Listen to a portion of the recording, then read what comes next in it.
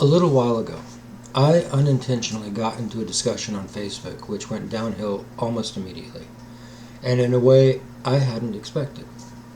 I'm no stranger to arguments or difficult conversations, but this one really took me by surprise.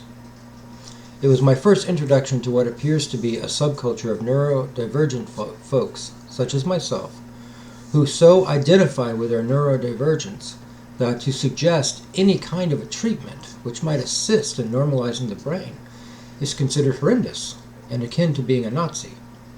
I myself was accused of being an ableist, of advocating for the extermination of autistic people, something which anyone who knows me and my history knows is absolutely absurd.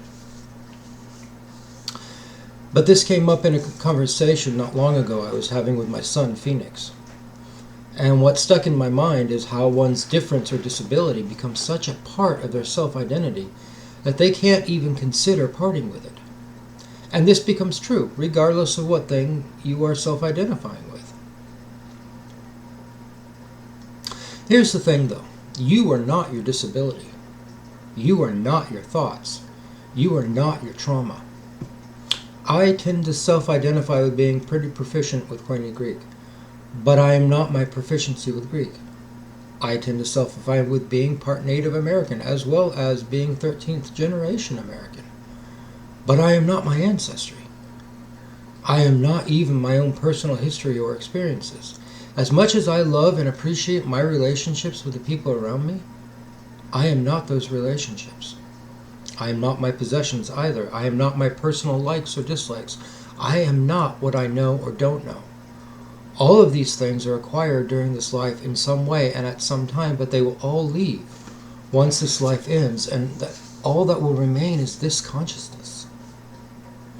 The memories of each thing might continue, baked into the experiences of that consciousness, but they are not that consciousness. So what am I if I am none of these things?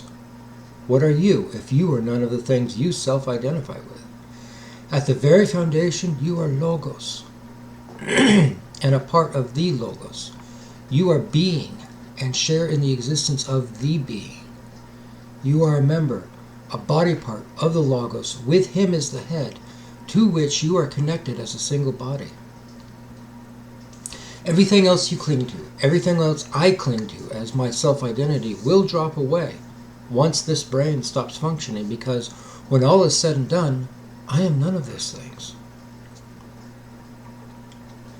And to this I would add as well that you are not your error. You are not your malfunction. You are not your hamartia, because you are not your body. You are not your brain. You inhabit a body. You have a hamartia disorder in this life because you inhabit a human body and possess a human brain. If you're human, it's inescapable. You have a hamartia disorder. But you yourself are not inherently erroneous. You yourself are Logos and part of the Logos. You yourself are the image of God.